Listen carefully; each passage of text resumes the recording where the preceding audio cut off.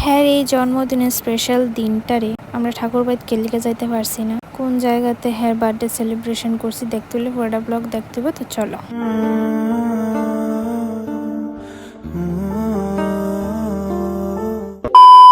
So hi everyone, welcome to my new video. দিনটা আসলো 4 November, হ্যার জন্মদিন। ওই দিনটা তো আমার লিগেও খুব স্পেশাল। হ্যার লিগে যতটুকু স্পেশাল আমার লিগেও ততটুকুই স্পেশাল। তো যাই হোক, আমি হ্যার লিগে বেশি কিছু করতে পারছি না।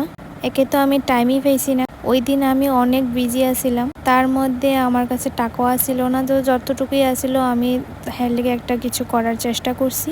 এর আগের দিন কিন্তু রাত 12টার সময় কিন্তু আমি বাজি ফুটাইছিলাম, তোমরা আমার ব্লগে দেখছো।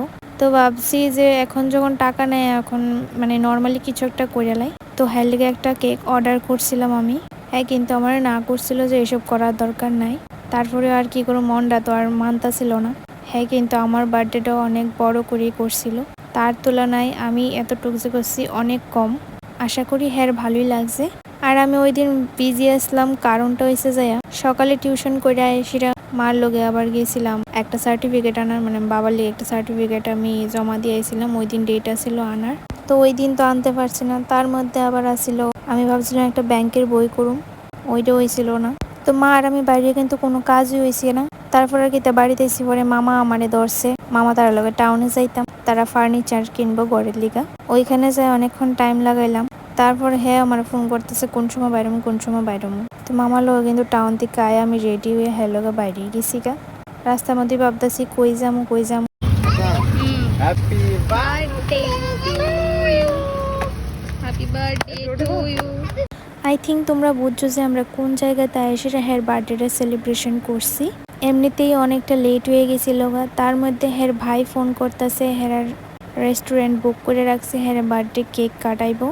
তো আর কি তা আমরা তাড়াতাড়ি করে সেটা মানে হের কেকটা কাটাইয়া ওই দিন আমরা ফটো তুলছি না, জানো এতটা খারাপ লাগছে। অনেক খিদা করুম কৌ। অ্যাকচুয়ালি আমারই অনেকটা দেরি হয়ে গেছে গা। হ্যাঁ, আমার অনেক আগে থেকেই ফোন করতেছে যে কোন সময় বাইরমু কোন সময় বাইরমু। তো আমি একখানও গেছি, ওইখান থেকে তো আর আমি আয়া পড়তে পারি না তাড়াতাড়ি। তো যাই হোক, দিনটা অনেক ভালোই কাটছে। আরে ভাই ভাই কি ভালোবাসা।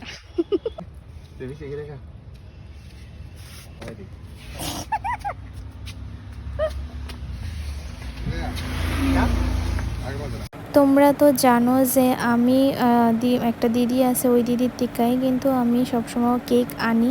এবারও হেয়ার বার্থডে কেকটা কিন্তু ওই দিদির টিকাই আনছি। আমি যেমন দেখাইছি ওই রকমই সেম টু সেম করে দিছে, প্লাস খাইতেও অনেক টেস্টি। তোমরা চাইলে ওই দিদির টিকা কেক অর্ডার করতে পারো, খুব অ্যাফোর্ডেবল প্রাইসের মতো পাইবা। খুব ভালো বানাই। তোমরা বিশ্বাস না হলে তোমরা একবার অর্ডার করে এনে দেখতে পারো, খুব ভালো। আর আমি কিন্তু দিদিরে হঠাৎ করে কইছি, তারপরে কিন্তু দিদি তাড়াতাড়ি করে আমারে কেকটা বানাই দিছে। আমি অনেকটাই মানে কিতা কইতাম, অনেক অনেক থ্যাংক ইউ দিদি। আমি তো ভাবছি না যে এত তাড়াতাড়ি আমি একটা কেক অর্ডার করে পামো।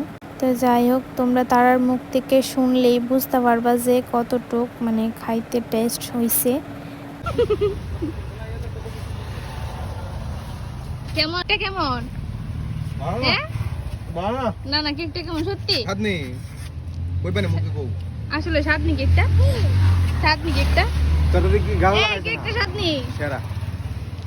তো আমরা কেক টেক কাইটটা বাইরে গেছি গা। ভাবছিলাম যে রেস্টুরেন্ট থেকে কিছু খামো বা বাইরে থেকে কিছু একটা খামো, বাট এত পরিমাণে লেট হয়েছে যে হ্যাঁ ভাই তারা বারবার ফোন করতেছিল যাওনের লেগা। তো হ্যাঁ কইতেছে আমি তোমার কিচ্ছু কিনা দিলাই, তুমি বাড়ির যেয়ে খাইলাইও। তো হ্যাঁ আমার আর বোনের লেগা বিরিয়ানি কিনা দিছিল। আর এদিকে মা বাবা অনেকদিন ধরে কইতেছিল চাট খাইবো।